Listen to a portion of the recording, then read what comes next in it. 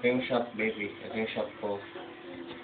Ito ako gumagawa lagi. Ito yung dating bodega. Ayan yung door. Ayan. Ayan yung skateboard. Tapos, ayan. Blank na canvas. Ito yung para sa school. Title nito, Diwang. Ako yung tao. Composition ko yan about Philippines. Kung ano nang nangyayari sa art ng Pilipinas. Kung titingnan mo, hindi pa tapos eh. Kung titingnan mo yung painting ko, may mga brush. May brush, may palette, may lapis. Tapos yun, kita mo dun yung Robin Bird. Kasi dito sa circle na to, nasa loob ako. Ito yung kumbaga yung surreal. Ito yung hindi totoong mundo. Nandyan lahat, pwedeng mangyari lahat. Basta may pintura, tsaka may canvas. Tapos ito naman yung labas. Yan, Pilipinas. Tapos ito, alam mo naman kung ano yan. Tayo gumawa niyan. Yan, naka-display pa rin. Main attraction yan ng shop. Tapos ito, yan. Yan sa baba, yung mga oil paint, pintura, yung gamit. Yung palete, dumi.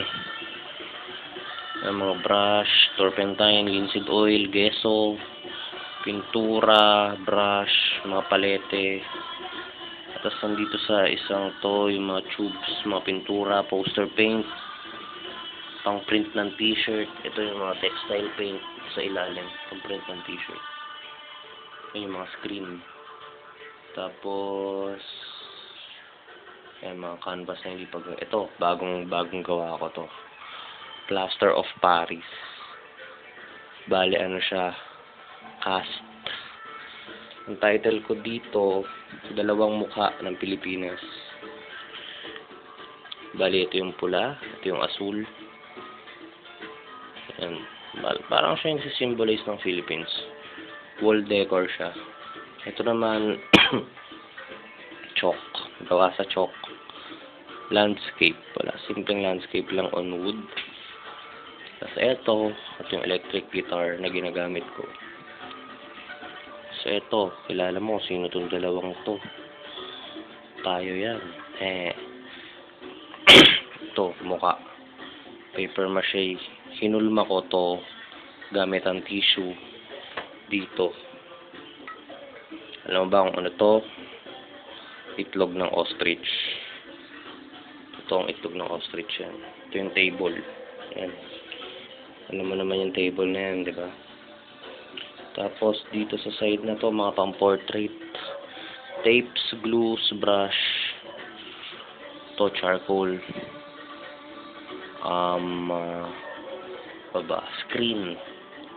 Pencil case. Ito mga pangkulay, watercolor, oil, pastel, etc. Ito yung bagong table ko. Light box. Umiilaw yan. For tracing tsaka for animation. Tapos yan yung pencil case na luma. Yung pantograph. Ito pa ibang paintings. Ito oil paint. Title ko dito, Nymph. Ito yung mga toys ko.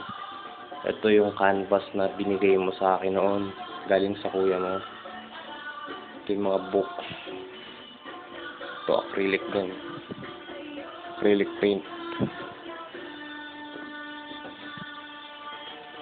May halos eh. Ito yung bagong gawa ko. Sinali ko to sa Petron. Kaso minalas. Hindi nakapasok. Title ko dito, Visual Live. Oil paint din.